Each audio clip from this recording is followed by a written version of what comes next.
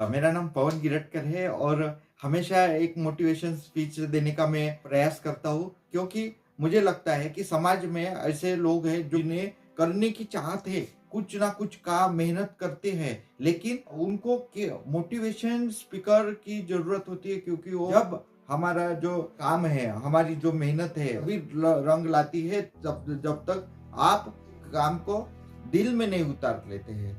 तो इसलिए ख्वाबों को पूरा करने के लिए हिम्मत और संघर्ष की जरूरत होती है। अपने ख्वाबों को आगे बढ़ाने के लिए मैं आपको सहायता करता हूँ। मेरा नाम पवन गिरटकर है और मोटिवेशन स्पीकर के रूप में मैं हर युवाओं को आगे लेके जाना चाहता हूँ। मेरी ये चाहत है और हर कोई ग्रामीण भागों का और या शहरी का कोई भी ऐसा गरीब नहीं रहना चाहिए।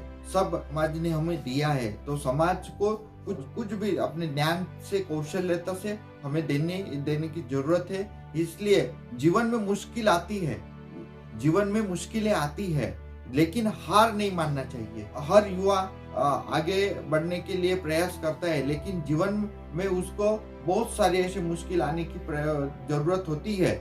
लेकिन अभी कैसे है कि कोई फेलियर का सामना करता है, फेलियर का सामना करते करते वो उसको लगता है कि अभी कुछ नहीं होगा मेरे से, तो हम क्यों आगे बढ़े, दूसरा काम करते हैं, वो सफल हो गया तो मैं भी उस रास्ते पे जाऊंगा। तो डट के सामना करना, उस धैर्य रखना, यह बहुत बड़ी बात होती है। साथियों, खुद पर विश्वास करो, तुम्हारे सपने सच होंगे। अपन दूसरों पे भी विश्वास करते हैं कि मैं उसकी गारंटी दे सकता हूँ कि वो बंदा कर सकता है, अपने को उस पे भरोसा रहता है, लेकिन अपने पे खुद पे भरोसा नहीं रहता। खुद पे भरोसा नहीं है ऐसा अपन बोलते ना, तो यह बात अच्छी नहीं है। अपने अवचेतन मन से अपन दिमाग को तरीके से उनको बताते कि मैं निडरता से नहीं काम कर सकता, कायरता चल रहा था, अभी आगे भी चलेगा। तो ऐसा मत कीजिए। अपना जो मन है, कल्प मराठी में बोलते हैं कामधेनु, यानी जो बोलते हैं वो होगा। तो अपने आप को खुद जिम्मेदार नहीं है, अपना इन्वायरमेंट है। क्योंकि अपन जब छोटे थे तो अपन अपने निगेटिविटी अपने मन में भरी रहती थी और अपन वो बोलते थे, अपने घर के बोलते थे, नहीं तो आजू बाजू के, ये काम नहीं कर सकता है, ये अपना काम नहीं है, गरीब लोग आगे नहीं बढ़ सकते, ये अपने मन में रखते हैं। तो इसलिए अपन वो काम नहीं कर सकते। इसलिए साथियों, खुद पे विश्वास रख के डट के सामना करके धैर्यता से आप आगे बढ़ सकते हैं। जीवन में सफलता प्राप्त करने के लिए निरंतर प्रयास और मेहनत ही जरूरी है। कोई लोग, मैंने पहले ही बताया कि जीवन में ऐसे लोग हैं जो बहुत स्ट्रगल करते करते आगे उनको 10-20 साल के बाद सफलता मिल रही है। इसका कारण यह है प्रयास ने नहीं छोड़ा उन्होंने, निरंतर प्रयास करने से। मैं एक ऐसा उदाहरण देना चाहता हूँ जो अपने दृढ़ इच्छा से अपने आप को एक इतिहास में उन्होंने नाम लिखा। ये दशरथ मान जी का उदाहरण यह सबको प्रेरणादायक रहता है, क्योंकि दशरथ मान जी बहुत दिन की पहले बात है, जब उनकी पत्नी कुछ दिन गए थे तो उनको वो बहुत छोटे गांव में पहाड़ के उधर रहते थे और उनको जरूरत थी।